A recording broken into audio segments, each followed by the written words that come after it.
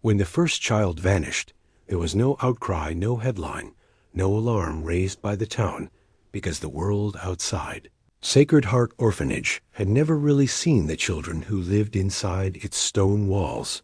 They were shadows already unseen, unheard. Unwanted when one shadow slips into the night.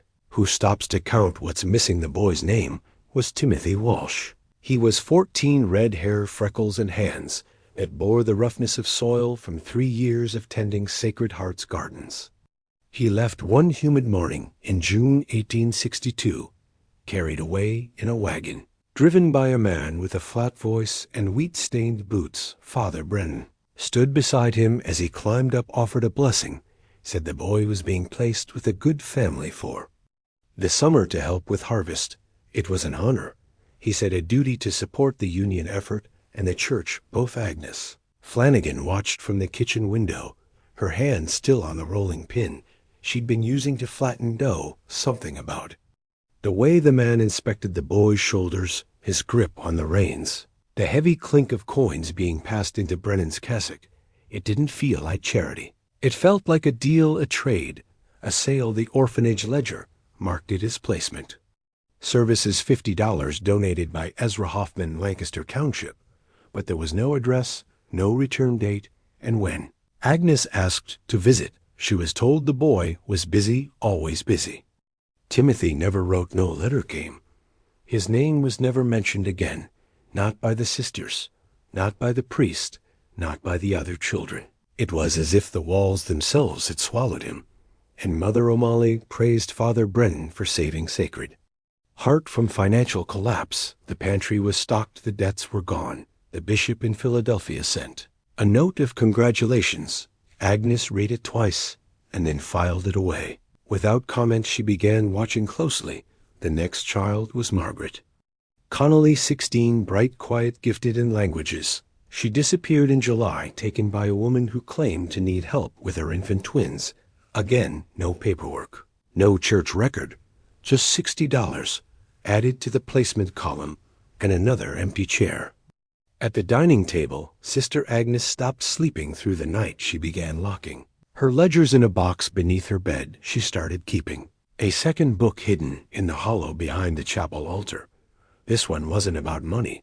It was about names, descriptions, scars, secrets, everything she could remember about the ones who vanished. Patrick Murphy, 13, brown eyes, soft voice, gone in August. Bridget O'Brien, 15, vanished in September. The rhythm was clear. Every 2 weeks another child, another donation, and the stories never matched. If anyone asked, which they rarely did, Agnes tried to trace the names, tried to visit the farms. She was turned away at gates, met with confused stares and cold denials. No one had ever taken in. Orphan, no one remembered anyone named Timothy or Bridget. The silence became suffocating. The children began to change. The younger ones stopped smiling. The older ones avoided the windows at night. The dormitories grew heavy with whispers and prayers. That sounded more like bargaining than belief. The chapel pews felt colder, the statues of saints more hollow. The holy water dried up in its bowl like it knew it was no longer welcome.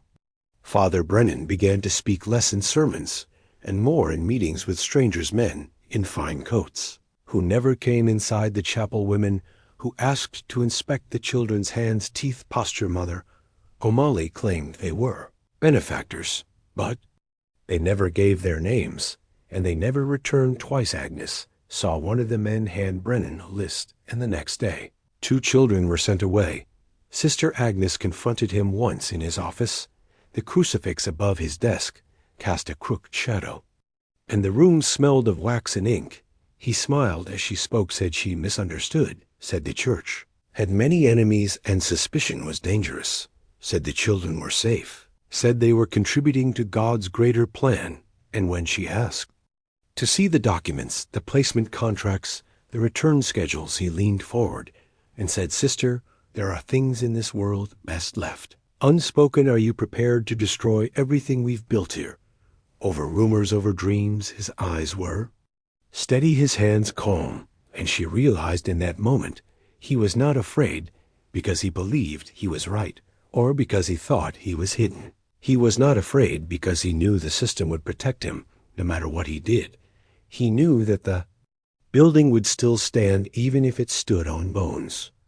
Agnes left that room and began writing more. She copied the children's birthplaces, their parents' names when known, any illnesses, birthmarks, missing teeth, fears, friends. The last words they said to her, she wrote as if the act of recording could hold them in existence a little longer. She wrote because someone had to remember them, because if she didn't, their stories would disappear like smoke in wind. By the winter of 1862, the placement column in the ledger had 16 entries, all marked, with sums none marked with returns, and the food in the pantry was abundant. The sisters had new blankets. The bishop had stopped sending warnings. The children knew, too.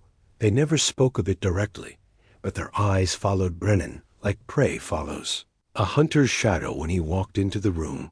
Silence followed when he called a name. Shoulders, tensed breaths stopped. Mary Catherine Donovan. 10 small, quiet, always holding a rosary, began to wet the bed and scream in her sleep. One night she woke sobbing and clung to Agnes and whispered, "They come when it's dark, sister. They take them out the back door.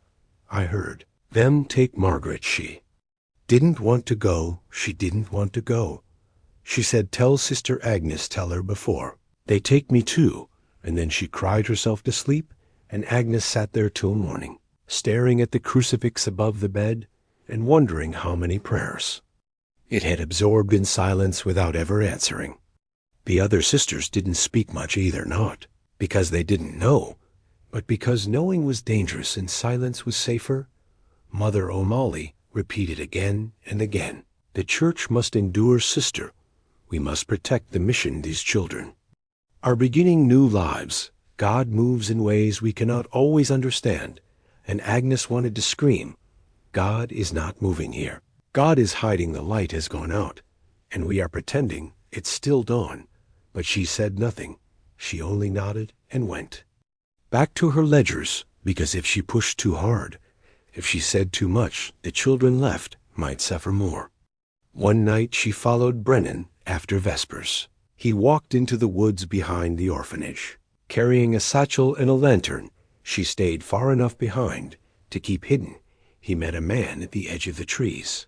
They spoke in low voices, exchanged envelopes, shook hands. The man pointed at something in the distance and then vanished into the dark. Brennan returned whistling quietly, like a man who had just secured a future, not one for the children, but for himself and the institution that gave him power. Agnes didn't sleep that night. She added another name to her secret book, not a child, but a man unknown. Tall gloves, smooth voice. She drew a sketch from memory. She didn't know why, only that it felt like something she'd need later. The dreams in the dormitories grew worse by spring. Children cried out names in sleep, names of those who'd been gone months. They drew pictures of wagons and mounds of fields with blood on the wheat. Mary Catherine began to rock back and forth during Mass, eyes wide, lips moving with words no one taught her. And one day she looked at Agnes and said, "They're not going to bring them back, are they? You know they're not." And Agnes said nothing, because the truth was carved too deep, and the lie was too thick to escape. And then in March 1863, a carriage arrived without warning, bearing Bishop Francis Kendrick of Philadelphia.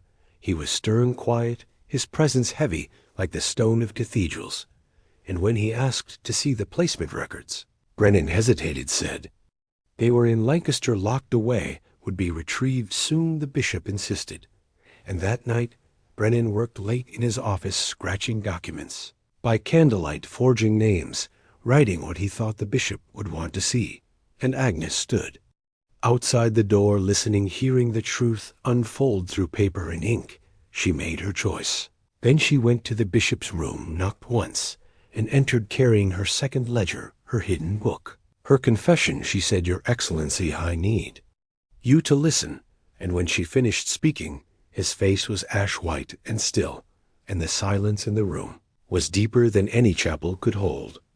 The bishop said nothing for a long time, his hands folded tight, the lamplight flickering across his face as if you were carved from something older than flesh Sister Agnes stood, there holding the weight of her ledger, not as evidence, but as an offering. As a cry for absolution that would never come finally, he took the book from her opened. It turned the pages slowly, his eyes scanning the names. The dates, the notations in her careful hand, his expression never changed, but the silence did it thicken.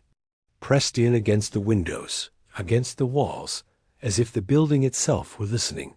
And finally he closed the book and said, "You understand. What this means, sister, if this comes to light, if this is true, the Church will suffer Sacred Heart.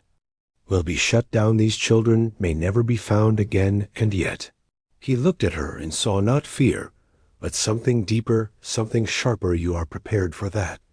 She nodded without speaking, because what terrified her more than ruin was silence. The kind of silence that becomes rot, that feeds on innocence and grows fat in the dark. The bishop stayed the night, but did not sleep. He walked the halls, alone, stopping before the children's rooms, peering into the chapel, standing before the crucifix for long stretches without kneeling. In the morning he summoned Brennan and asked for the records again, this time with Sister Agnes present, and Brennan's charm cracked just slightly, just enough that Agnes saw the muscle jump in his jaw, saw the twitch in his hand as he produced the ledgers that he had worked on overnight. They were clean, too clean, and the bishop did not speak as he flipped through them, only compared dates.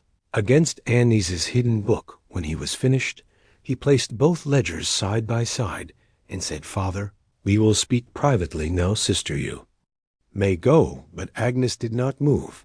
She stood still at the edge of the room until the bishop turned to her and said, "This will be handled. I promise you that."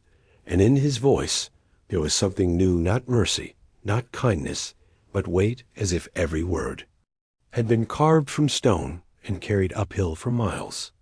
Agnes returned to her duties, but nothing felt the same.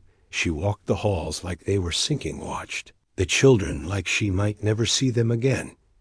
She knew what Brennan had done was only part of the truth. The payments, the placements, the vanishing names, they were symptoms, not causes, and she began to wonder if Sacred Heart had ever been what she thought it was, or if it had always been a door, something that looked like salvation, but opened into something else, something older and darker and hungry. That hunger made itself known soon after the bishop's visit, when a girl arrived from Philadelphia. Her name was Nora. She was 8 and said little. Her body was bruised in places that made the sisters whisper. Her eyes were hollow, and she flinched when touched. But what chilled Agnes most was the mark on her left shoulder, not a bruise, not a birthmark, but a brand, a symbol burnt into flesh, a circle intersected by 3 short lines like the sun behind a gate. Agnes had never seen anything like it. But when she asked Nora where she had come from, who had given her that mark, the girl only shook her head and whispered, "Don't tell them I'm here. They'll take me back. They always take us back." Agnes brought the bishop's attention to the mark, and he went very quiet. He said he would investigate further, but asked that she not speak of it to the others yet, and something in his eyes told her he recognized it, but would not say from where.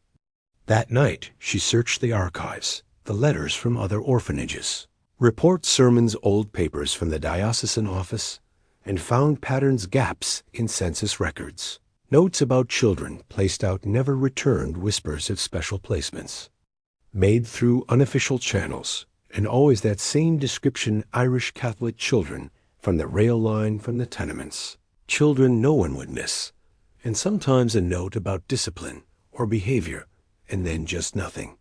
One report from an orphanage near Pittsburgh described a fire that destroyed part of the building in 1858, a fire that started in the boys' dormitory, but no children were listed among the dead, and yet 5 boys were never accounted for, and the only survivor from that wing, a boy named Michael, who had been mute since birth, disappeared 3 weeks later, his file marked closed due to transfer with no destination listed, and the director of that orphanage had once served its Sacred Heart.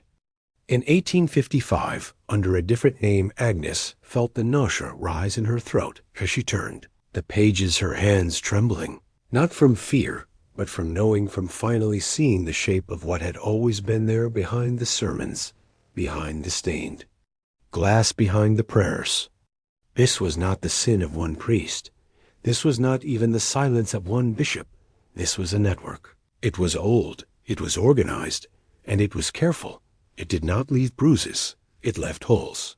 It erased children not with violence, but with permission, with paperwork, with blessing. Sacred Heart had become one node among many, and the children were currency vessels sold into silence, into farms, into factories, or into places. Even darker places no one spoke of, not because they were unknown, but because they were understood, because they were part of the deal, the cost of running God's business in a broken world. Agnes could no longer sleep. She walked the halls at night, listening for footsteps that didn't belong, and began noticing things she hadn't before, doors that were locked but shouldn't be, rooms that didn't appear on any blueprint, an old cellar beneath the laundry where broken furniture was kept, and behind it a sealed tunnel bricked off hastily. And she found it one night when she followed the sound of crying, not loud, not panicked, but steady, like someone trying not to be heard.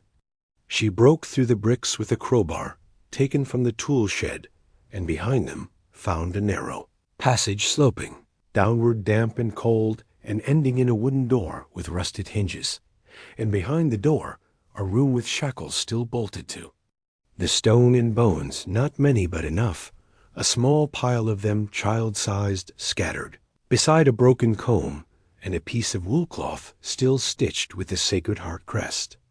She did not scream, she did not faint. She stood there for a long time, staring until the lamp began to flicker and die. Then she climbed out, sealed the tunnel again, and placed a stone over the opening. She did not tell the bishop.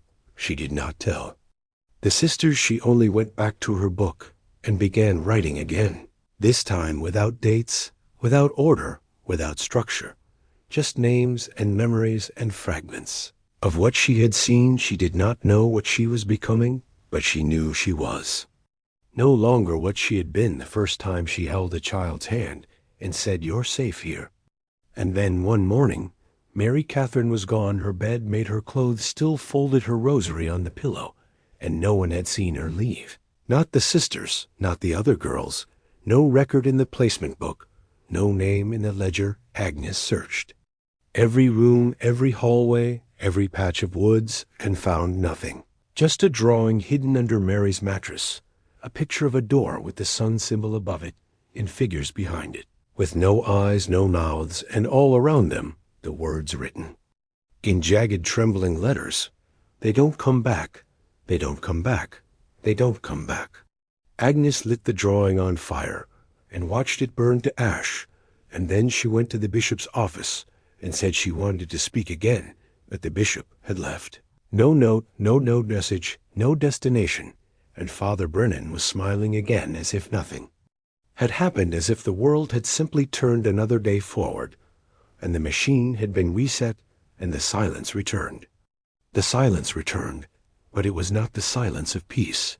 It was the silence of rotting wood behind polished walls of prayers, spoken into a vacuum of rituals performed in hollow imitation of faith. Agnes moved like a ghost through the corridors, no longer sure whether she was the keeper of the children or their final witness. She counted their faces at night and rechecked them in the morning, as if repetition could hold them in place, and when she met their eyes, she saw something reflected back, not trust, not hope, but the beginning of a quiet understanding that the world outside Sacred Heart had forgotten them entirely. Mary Catherine was never found, and no one asked again. It was as if the orphanage itself had swallowed her, as it had done with the others. Agnes continued to keep her hidden book, but it no longer brought her any comfort, only a tally of absence, and a reminder that memory could not save those already lost. She wrote letters to the diocese, to the bishop's residence, to the other orphanages, but received no reply, only silence, the kind that dripped like cold water from a cracked pipe, kind that meant someone was listening and choosing not to speak. She began to see them then, Late at night, after the bell for final prayers figures, standing just at the edge of the garden, path unmoving, dressed in gray uniforms, like the ones the children wore, but wet with soil, their eyes wide, their mouths open. But without sound she would blink, and they would vanish, and yet the dirt would remain, footprints trailing toward the woods, and always the scent of something burnt lingering in the air like ash, or old blood. The sisters said nothing. They walked faster through the halls and avoided mirrors, and when Agnes finally asked Mother O'Malley whether she believed in ghosts, the old woman only said, "The dead are not the ones to fear. It's the living, who do not recognize themselves anymore." In early April, a trunk arrived at the front door of the orphanage, with no label, no courier, no note. It was heavy, made of cedar bound in iron, and the lock had already been broken. Agnes and Sister Margaret opened it together. Inside were clothes, children's clothes, dozens of them folded neatly, still bearing name tags from Sacred Heart and other institutions, boys' trousers, girls' dresses, woolen coats, all sizes, but all clean, too clean, as if washed of their owners entirely, and at the bottom a stack of prayer cards, each with a child's name, a date of birth, and a death date. But the dates were impossible. Some overlapped, some came after the supposed placements, and some had no birth date at all, only a question mark, and then this. Words found in field burned, unidentifiable. Sister Margaret vomited on the floor. Agnes closed the trunk and locked it in the cellar, and that night she dreamed of children walking in a line through a burning forest, their skin cracked, their hair falling away, and a voice whispering from the trees, "No one will remember you if the ledgers forget." Agnes began to suspect that the network was no longer just about labor, about selling bodies for fields and factories. It was something deeper, older, a transaction not just of flesh, but of something intangible, a belief, a ritual, a tithe to something. Hiding behind the veil of charity, she returned to the bricked tunnel, and this time brought tools, chisels, lanterns, rope. She broke through farther and found another chamber, this one filled with books, rotted ledgers stained with something black, and crusted scrolls of parchment written in Latin and Gaelic and older tongues, symbols etched into the stone floor, and in the center, a pit not deep, but wide enough for a child's body bones, at the bottom arranged with care candles burnt to stumps. Around the edges and symbols drawn in blood, not ink, and Agnes backed away slowly, and as she turned to leave, she heard a sound from the pit, a sound like breathing, slow and wet and rising. She sealed the tunnel again, but she knew now it was not a matter of finding who was responsible, but what they were serving, because what had begun as necessity, what had been justified by war, by hunger, by poverty, had become a sacrament, the offering of innocence in exchange for continuity, for protection, for power. In Sacred Heart was not the only altar. Agnes traveled in secret to other institutions, to convents, to schools. She asked careful questions, looked at the children, looked at the ledgers. And the signs were always there, the same gaps, the same placements, the same silences. In Harrisburg, she found a boy who had escaped one of the placements. He had no name anymore. He had scratched it from his own skin with a nail, but he told her that the farm was not a farm at all. It was a building with no windows, where men in robes sang in tongues and made the children drink something bitter and sleep under the floor. He had clawed his way out one night after the others had stopped moving, and he said they were not dead. Exactly, but they were no longer children. They had been made into something else. Agnes tried to bring this to the Archbishop in Philadelphia, but was turned away. His secretary told her the matter had been reviewed and resolved. Father Brennan remained in position, and the bishop, who had once promised justice, was now rumored to be ill, confined to a private house under care, and silence the same, silence that covered every stone of every institution like a shroud. By June, Agnes was marked. She knew it not by words, but by stairs, doors closed more quickly. When she approached sisters, turned away, conversation ceased. When she entered rooms, her letters went missing, her records tampered. She began hiding pages. Across the property, buried under rose bush, inside piano benches behind loose stones in the bell tower, she told herself if she disappeared, the story would remain scattered but intact, waiting for the right eyes. The children felt it too. They no longer asked questions. They no longer cried when one of them vanished. They only watched Agnes with wide eyes and pressed their hands together at night, as if praying not to God, but to her, begging her to keep them here, to keep them seen. She tried, she stayed awake, she patrolled, she kept the doors locked, but it was not enough. On Midsummer's Eve, 3 children vanished, not from placement, not from anything official. Their beds empty, their names still in. Daily roll, and Agnes found the door to the tunnel open again, and on the threshold, a symbol drawn in fresh blood, the same, circle the same lines, but now with a new mark, a vertical slash through the center, like a wound that would not heal. She stopped speaking after that for 3 weeks. She wandered the halls in silence, wrote nothing answered, no one, the other sisters said. She was ill, but no one dared move her. She stood before the altar for hours, eyes fixed on the crucifix, waiting. Perhaps for it to blink, to breathe, to show any sign. It was more than wood. Then one night she wrote again, a single line in her hidden book. We are not keeping them safe. We are feeding them to something we do not understand, and it is still hungry, and the ink bled through the page as if the paper itself had tried to reject it. And somewhere far beneath Sacred Heart something shifted.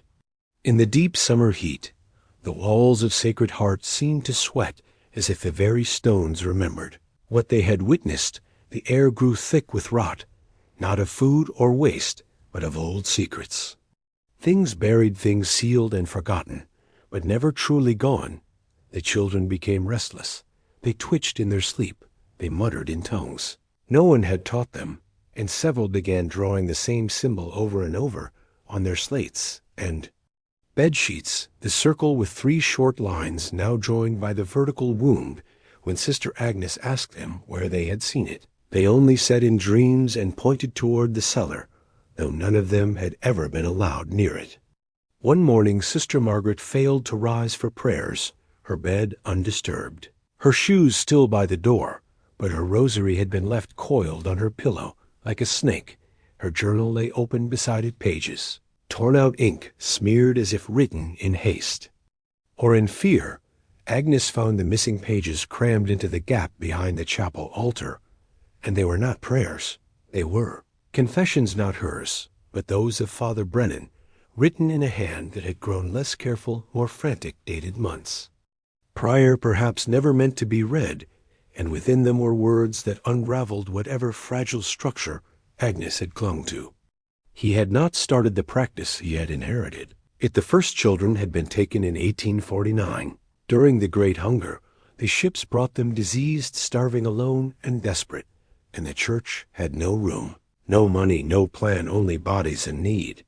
And so they had been offered to those who had land, who had power. And when those offers turned into demands, the church adapted, because survival was holy. Survival was sacred. The bodies of children became currency, became indulgence, became tithe. And those who facilitated it, those who obeyed, were protected, absolved, elevated, and Father Brennan had not hesitated. He had not questioned. He had only improved the system, made it cleaner, more efficient, less visible. He called it Ecclesia Obscura, the hidden church, the church that bled in silence so that others might sing in daylight. Agnes burned the pages one by one, but the words remained in her mind, etched like scars, and for the first time she understood that the bishop who had promised justice had not disappeared. He had been removed, moved, elsewhere, perhaps silenced, perhaps converted, because there was no higher authority to report to. There was only the system, the machine, the silence, and she was alone again. But not entirely, not yet. There was a boy named Tommy, barely 10, with eyes too large for his face and hands that trembled constantly. He had once been found whispering in the dark to someone no one could see, and when asked who he spoke to, he said, "The ones under the floor, they told him stories." He did not like the stories, but he listened, because they said they would stop hurting the others. if he obeyed. And one night Tommy came to Agnes with blood on his shirt and said the floorboards were cracking, that something underneath had started moving again, and he was scared. And when Agnes followed him to the east wing, she heard it too. A sound like dragging chains, like claws on stone, like weeping and laughter mixed into one, and the floor was warm, too warm, as if something beneath it breathed. Agnes ordered that wing sealed, but it changed nothing. The noises spread, the air grew colder, despite the heat outside. The children became quieter, more watchful, and then one began to speak in Latin, full sentences, fluid phrases, quoting passages from texts no one had taught her, and she was only 6. Her name was Annie, and when Agnes asked her where she had learned it, Annie said a man with no face had whispered it into her mouth while she slept. Then came the smell, a thick metallic tang that clung to skin and fabric and drifted up from the cellar, even though the door remained locked. One sister fainted after opening it, claiming she saw shadows moving against the walls that did not belong to anything visible. Agnes began leaving offerings at the threshold, bits of bread crosses carved into wax, stolen moments of prayer, but nothing helped. And one morning, every crucifix in the building was found upside down, including the one nailed above the main altar. Sister Agnes stopped writing altogether. She began memorizing her thoughts, afraid even ink had become complicit. She started speaking in fragments, riddles to herself in languages she did not know, and some of the sisters began whispering that she had gone mad, but none dared confront her, for she now moved with purpose and silence, like something that knew its time was short. Then, on the night of August 3rd, the children gathered in the chapel.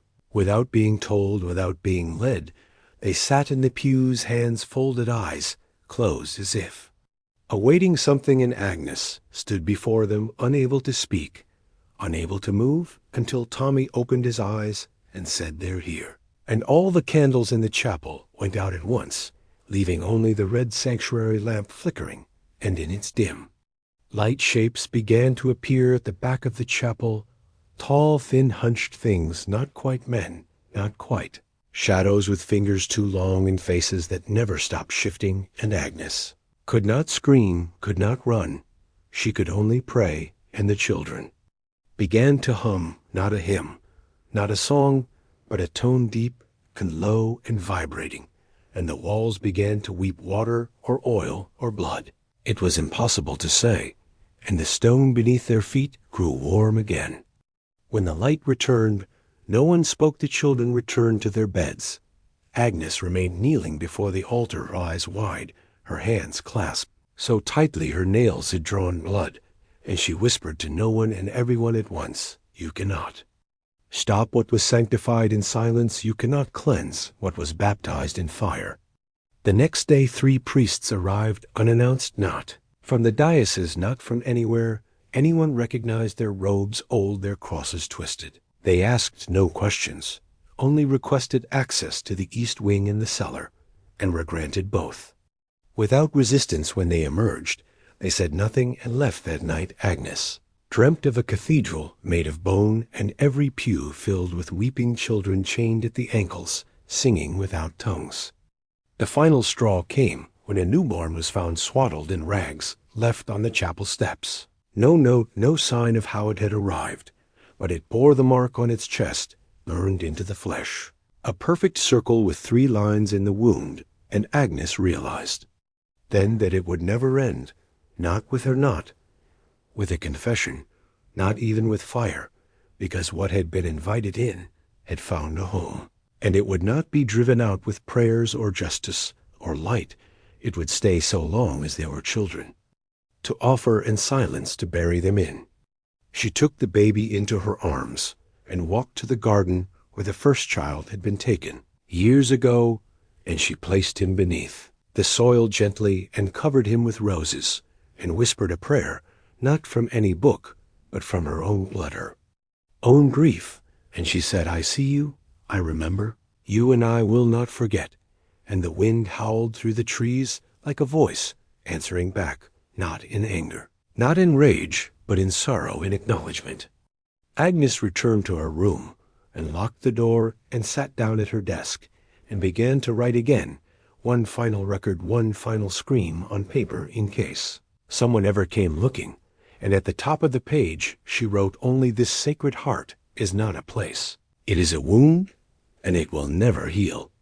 And beneath the orphanage something stirred again.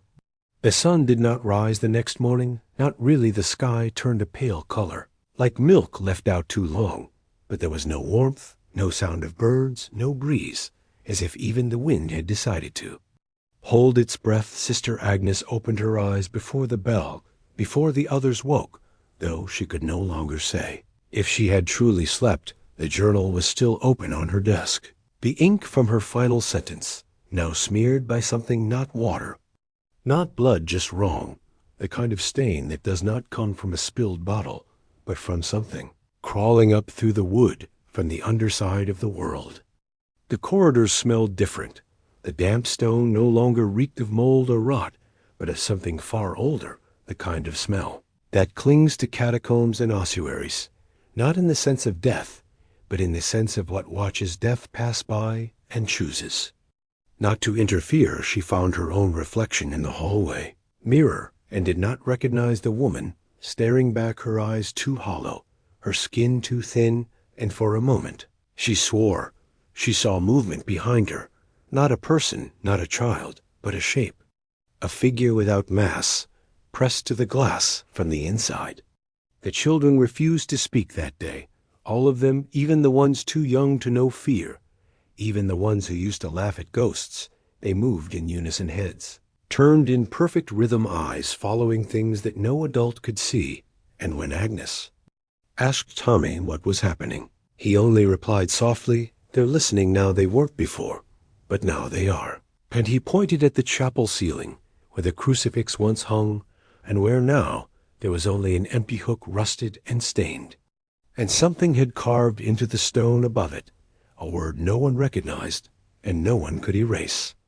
Mother O'Malley had grown silent too. She no longer led Mass, no longer lectured, no longer even seemed present. She sat most hours in her study, rocking slowly in a chair that creaked in time with the distant echo of footsteps beneath the floor.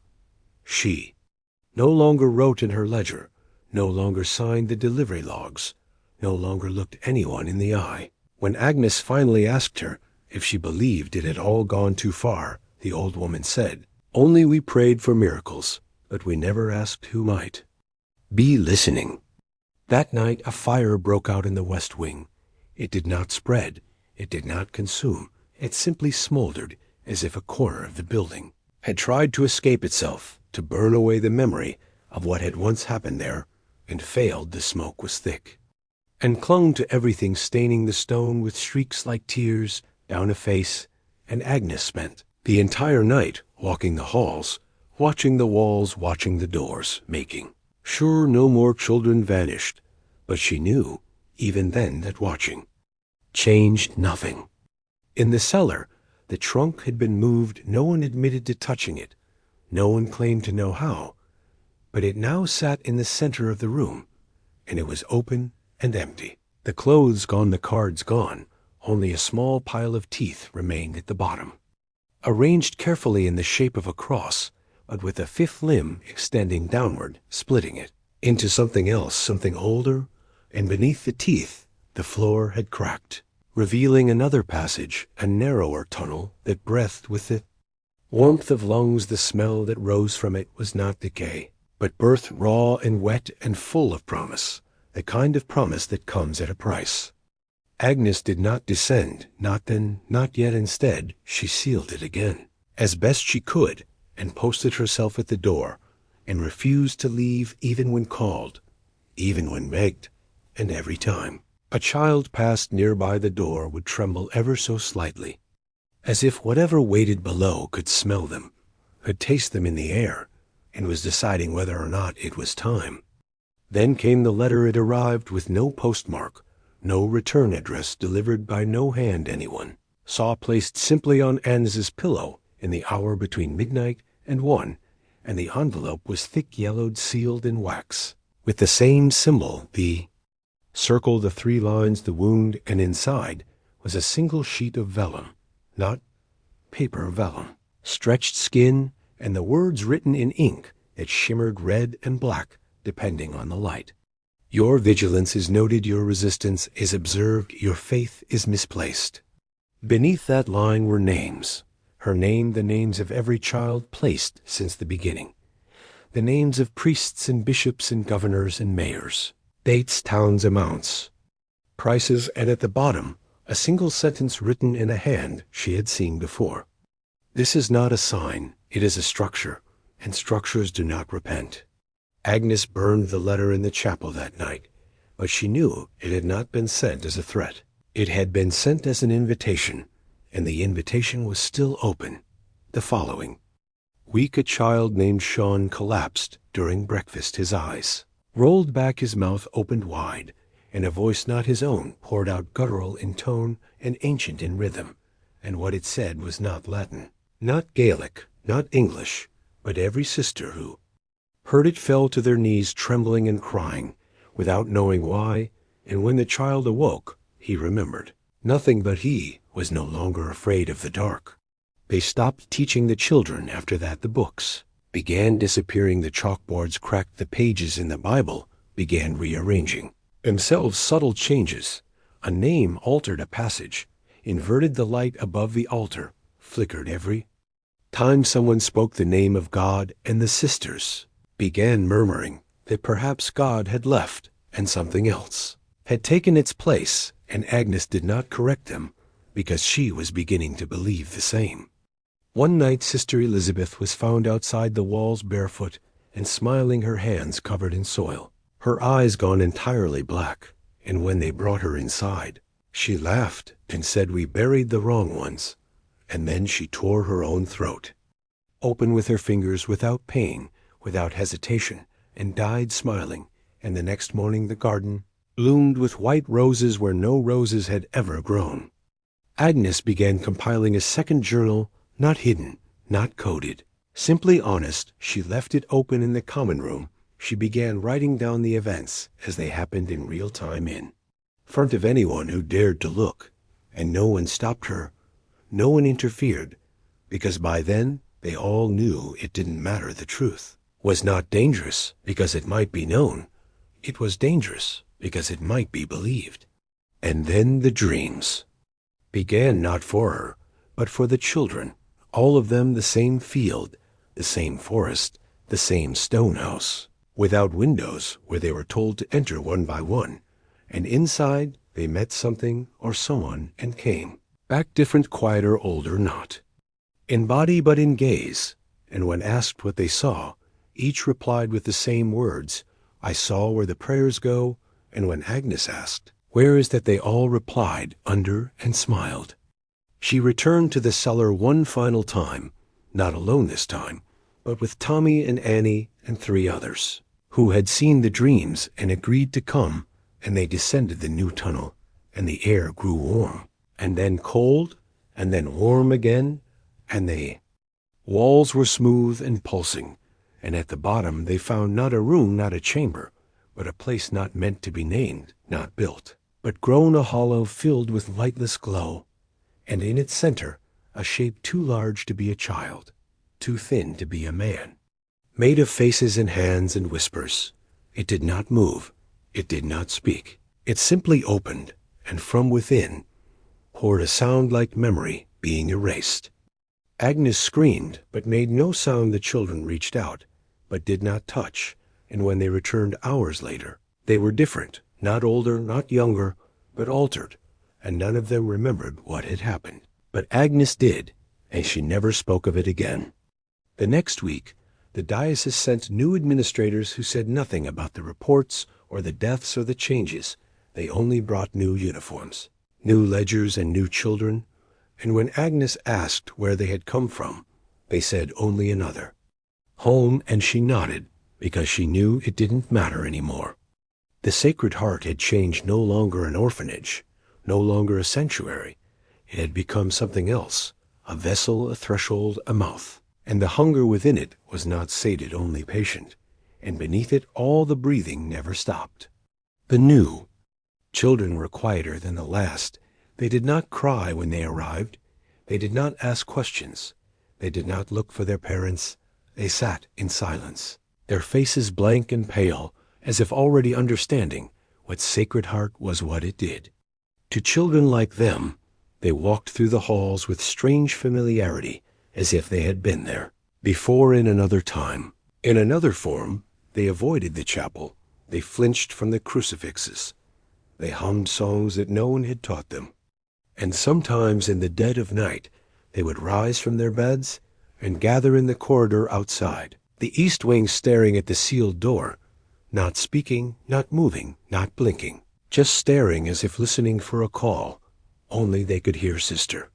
Agnes watched them from the shadows, her journal now filled with pages she no longer remembered, writing strange symbols etched between the lines written while she slept or thought she did prayers, twisted into shapes that looked more like invocations.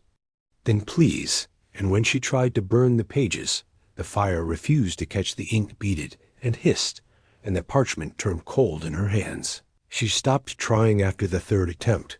One morning Annie was gone, not missing, just on her bed. Untouched, her clothes, folded, her shoes beside the door, but no trace, no footprints, no sounds in the night. And none of the children seemed surprised. When asked, they simply said she went home. And when Agnes demanded to know what that meant, they all pointed downward beneath the floor and whispered under in unison. The sisters began disappearing, two not all at once, not dramatically, just one by one fading from memory and presence. Their rooms left, untouched, their names erased from the rosters. As if they had never existed, Sister Clare, Sister Mary, Sister Josephine, gone without sound, without struggle, without any sign they had ever lived, and only Agnes remembered them. Now only she kept their names alive in whispers, afraid to say them aloud. And then came the knocking, soft at first, from the walls, from the floors, from the ceilings, not random. Always 3 slow knocks followed by silence. And it happened in every room at the same time, always between 3 and 4 in the morning, the hour of unmaking, and the children began to wake at that hour, their eyes wide open, their bodies still, and sometimes their mouths moved, but no sound emerged, and Agnes began to wonder if something inside them was speaking to something outside, or if something outside was beginning to speak through them. She returned to the tunnel, again alone, this time not to confront, but to witness, and what she saw was no longer a shape, no longer a form, but a pulse, a wound in space, breathing without, lungs bleeding without blood, whispering without words, and around it were dozens of small things, not children, not spirits, but remnants, fragments of what had been given to it, hands without arms, eyes without sockets, voices without mouths humming. The same low tone that once filled the chapel when the crucifix disappeared, and Agnes felt her legs buckle, not in fear, but in surrender, and she sank to her knees and whispered the only prayer she remembered from childhood, and the wound pulsed. In reply, she climbed back to the surface hours later, though time had lost all meaning, and found the garden overgrown, the roses now black and heavy, with thorns, the sky stained with a color. There was neither morning nor evening, and she understood. Then that Sacred Heart was no longer part of Pennsylvania, no longer even part of the world. As she had known it, it had become something else, something set apart, a sanctum for what had no name, no face, no mercy. The diocese sent no more letters, they sent no more money, they sent no more priests. It was as if the Church itself had forgotten Sacred Heart, or chosen to forget. But Agnes knew better. She knew they remembered. They simply feared that remembering too hard would draw attention, would open something again that had taken decades to bury. And so they left it, left her, left the children, and the children grew older without aging their bodies. Still slight, their voices still high, but their eyes ancient, their laughter hollow and timed, like rehearsed echoes. And when new orphans arrived, they were quieted, quickly absorbed into the rhythm of the place, forgetting who they were, forgetting what they had lost, forgetting that there had been any life before Sacred Heart. Then came the Visitor a man in a dark suit, not clergy, not official, but expected the children watched him with knowing glances, the way wolves might watch another predator entering their den, and he asked for no tour, no names, no histories. He asked only to see the East Wing, and when Agnes refused, he smiled and said, "Sister, we are well past permission," and the door opened by itself, and he walked inside, and did not return for 3 days. And when he did, his hair was white, and his hands shook, and he handed Agnes a letter, and said, "Only burn this when you're ready," and then he walked down the road, and was never seen again. Agnes did not burn the letter. She read it over, and over, a confession, a map, a warning, not written by the man in the suit, but by someone else, a woman who had lived at Sacred Heart in 1863, a survivor of the original placements, a girl who had escaped, who had hidden in the woods for 3 years before being found by a traveling priest, who never reported her, but taught her to write, to hide, to wait. And in the letter she described the room beneath, the cellar, the thing that waited there, the thing that fed, and how it had spoken to her and told her it would never be full until the walls remembered every name and every screen and every silence. And then she wrote something Agnes had never seen before, the full symbol drawn correctly for the first time, the circle, the lines, the wound, and inside it a name, not in any language Agnes recognized, but which she could not stop saying aloud once she had seen it. The children began drawing it everywhere, not in chalk, not in ink, but in their own blood, thin lines carved into wood and skin and stone. And when Agnes demanded they stop, they only smiled and said, "We're not drawing it, we're remembering it."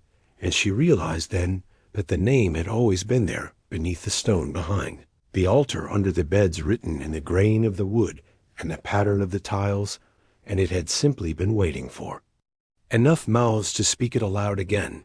Agnes stopped sleeping her dreams, now nothing but darkness and breathing, and a sense of falling, not downward but inward. And she began seeing the faces of the missing sisters in the windows, in the mirrors, in the dust, and she knew they were not angry, not afraid, only watching, waiting. And she began to wonder if she was still alive, or if she had been buried years ago, and simply never noticed. Then came the final child. His name was Liam, and he did not cry, he did not speak, he simply stared at Agnes with eyes so black they did not reflect light. And when she took his hand, it burned her not with heat, but with memory. She saw flashes of every child who had passed through Sacred Heart, every sin, every silence, every sail, every scream. And when she looked into his eyes again, he whispered a word not meant for human tongues, and the walls of Sacred Heart groaned as if remembering themselves, and the children gathered once more in the chapel without being told, and Agnes stood before them once more and knew this was not the end, but the reckoning, because Sacred Heart was not a place, it was a promise, a transaction, a door, and once opened, it does not close. Again it waits, and it learns, and it remembers, and now the world was remembering it too, and something ancient was waking beneath the stone and the sky and the skin of every child who had ever been forgotten. And Liam smiled and whispered to Agnes, "You kept the books, now keep the gate." And the chapel bells began to ring, though no one had touched them, and the floor beneath the altar split open wide and warm and welcome, and the darkness crawled upward as if it had been patient long enough. The bells rang for hours, not in rhythm, not in melody, but in some deeper pattern, a code written in vibration that only the bones understood. The sound moved through the stone, through the wood, through the marrow of every child still breathing within Sacred Heart.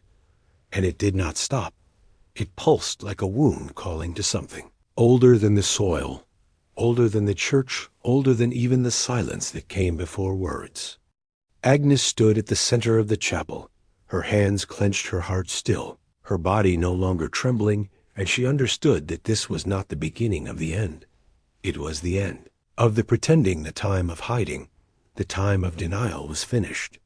And what came next had already begun long, Before she ever walked through the gates, Liam stood beside her, no taller than a table, no older than 8, but the way he moved, the way he watched her, it was like standing next to something not raised in time, but carved from it. He looked up and spoke without speaking, and the floor beneath. The altar split further, not violently, but with reverence, like a door finally returning to its frame, and the scent that poured forth was not wrought, not ash, but something warm and animal, and metallic like breath on iron, like blood on hands that never washed clean. The children began to hum. A low note, not discordant, but heavy, like a chant without origin. Their mouths barely moved, their eyes stayed open and unfocused, and the walls began to seep, not water, not oil, something thick and dark that moved slowly upward, spelling shapes that only made sense if you didn't try to understand them.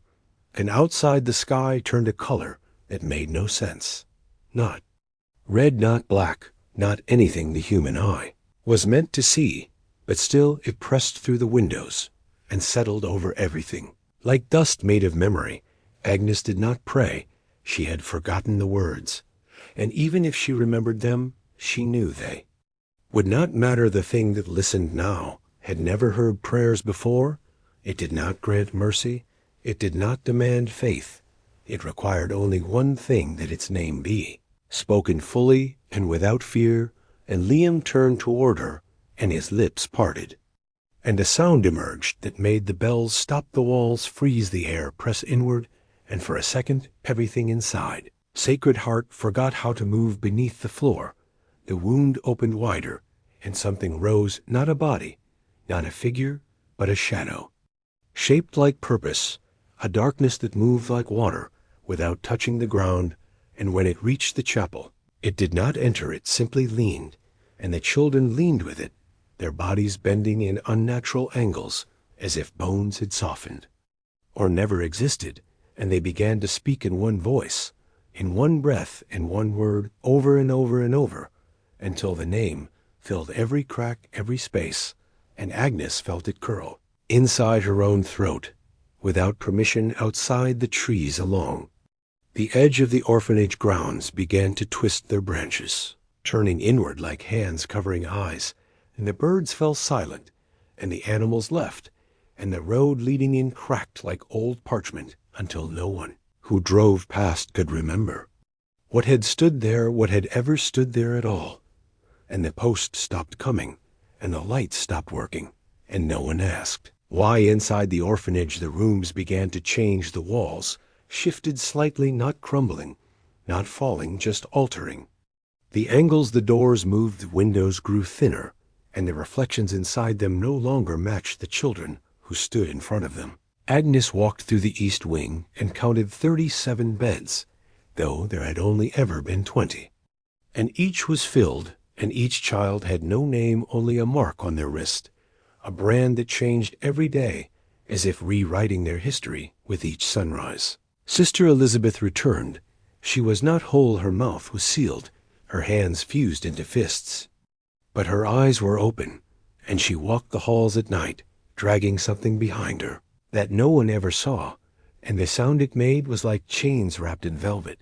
It echoed without origin, and the children were never afraid of her. They greeted her with nods and soft murmurs, and she nodded in return and vanished again. Before dawn one morning, Agnes awoke to find the altar had been replaced, not moved, not destroyed, simply replaced with something that looked like it had always been there.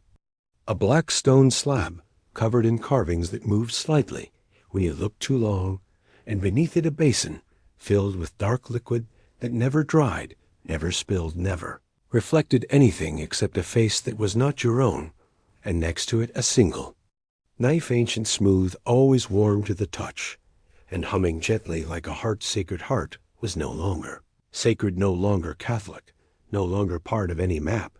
It had drifted into another shape, another purpose. It was now a vessel, a womb, a sanctum, for the unmade and the forgotten, and the children understood this in a way Agnes never could. They thrived under the weight of it. Their eyes glowed faintly in the dark. Their skin took on a strange smoothness, and when they spoke to each other, was always in whispers just loud enough to unsettle, but never loud enough to be caught. And one of them wrote a book, not on paper, not with pen, but by pressing his hands against the stone wall of his room, and the writing emerged days later carved, as if by centuries of erosion, and the words were not meant for reading. Only remembering Agnes no longer tried to stop them. She no longer reported to the diocese, no longer kept records in any language spoken by men. She had become a part of it, not as a leader, not as a servant, but as something in between a witness, a scribe, a vessel. And she began to hear voices in the silence, not angry, not kind, just present and watching, always watching from behind the mirrors, from beneath the beds, from the cracks in the ceiling. And when she walked the halls, now she could feel the eyes of those who had come before, pressing through the walls, asking only to be remembered. Then came the girl. Her name was Eva. She did not speak. She did not blink. She arrived without escort, without notice, simply standing in the entranceway one morning, her hair wet, her dress torn, her feet bare. And when Agnes asked, "Who brought you here?" she smiled and said, "I was born from it, not into it." And Liam came forward and knelt and kissed her hand, and every other child did the same. And Agnes knew that the time of transition had ended, the time of arrival had begun. Eva took no room. She walked the halls, endlessly, always touching the walls, always humming the same tune. And wherever she passed, the lights died, the flowers withered. The dust lifted and formed words, names, places, dates, and the children followed her silently, like moths to something that was not light but memory. And at night she sat in the chapel before the black altar and whispered to the basin and the liquid. Inside it would ripple and glow and cast shadows that moved without source. One night Agnes found her there, alone, her hands bleeding from carving something into her arms, not symbols, not letters, but faces, the faces of every child who had ever passed through Sacred Heart. And Eva looked at her and said, "This is what comes next." And Agnes asked, "What is next?" And Eva replied, "When the last name is remembered, the first gate will open, and we will all be known." Agnes understood then that Sacred Heart was not alone. It was not the only one. It was one of many scattered across the world, forgotten by men, remembered by something else, and each one waiting for its gate to open. And each child within was a key, and each name a map. And when all were gathered, the world would see itself not as it wished to be, but as it truly was. And so Agnes returned to her room and opened her journal and began writing, not to warn, not to confess, but to complete the record. And the ink flowed freely, and words came not from her mind, but from her hand. And she wrote without stopping, without eating, without sleeping, because the story was not over. It was only remembering itself through her. And every name she wrote down was a door, and every door was waiting to be opened again. And the walls of Sacred Heart breathed in time with her pen. Outside, the sky cracked slightly, just a hairline fracture, but enough, and the stars behind it were not stars at all. And when the sky cracked just enough for the first light to bleed through, it was not sunlight. It was memory, raw and radiant and merciless. It poured over Sacred Heart like boiling milk, like silence set on fire, and every shadow it touched remembered what it had once been, and what it had given up to survive. The chapel ceiling groaned and split. The black altar crumbled inward, not shattered, but consumed, drawn back into whatever place it had been taken from. And the children stood still, not afraid, not trembling, only waiting, as if they had always known this day would come. Agnes sat in her room, her fingers bloodied, her journal nearly full, the last page waiting, and she knew what name came next. It was hers, the one she had hidden even from herself, the one she had buried beneath years of obedience and guilt. And when she wrote it, the pen cracked the page, curled, the walls shuddered, and every candle in the orphanage extinguished at once, and a sound rose from beneath the floorboards. Not a voice, not a scream, but the sound of something sighing after centuries of holding its breath outside the road to Sacred Heart. dissolved like sugar in warm water. No one could find it any more, not even in memory. No map held its mark, no letter carried its name, and those who once lived nearby began to forget that it had ever existed, their stories shifting their records, vanishing, even the ground reshaping, as if it too wanted to forget what it had held so long. But something always remembers. Something always keeps the ledger open, even when the ink fades, even when the buildings rot, even when time tries to lie in the final hours.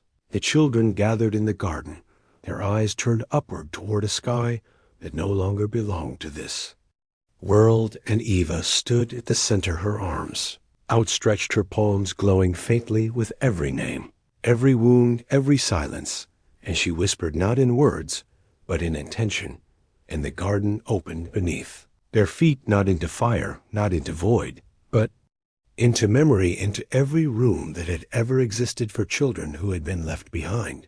And they stepped into it one by one, Liam last, and Agnes watching from the window, her heart still, her eyes open for the first time in years. And then it was done. The building remained, but hollow as shell, a relic, the breath gone from it, the purpose spent, and those who dared approach found nothing but dust and silence, and the sense that they were being watched, not by eyes, but by time itself. And those who listened closely heard not voices, but pages turning, always pages turning, as if a record still being kept somewhere, just out of sight, just behind the veil. The journal Agnes kept was never found, only the table where it had once rested, now empty and warm to the touch, and the last page unwritten, but not blank, waiting, still waiting, because stories, like Sacred Heart, do not end. They pause, they shift, they breathe, and somewhere out there beyond the eyes of cities and the reach of God, something waits with an open hand and a closed door, and it remembers you, it remembers all of you, and it is still counting the names.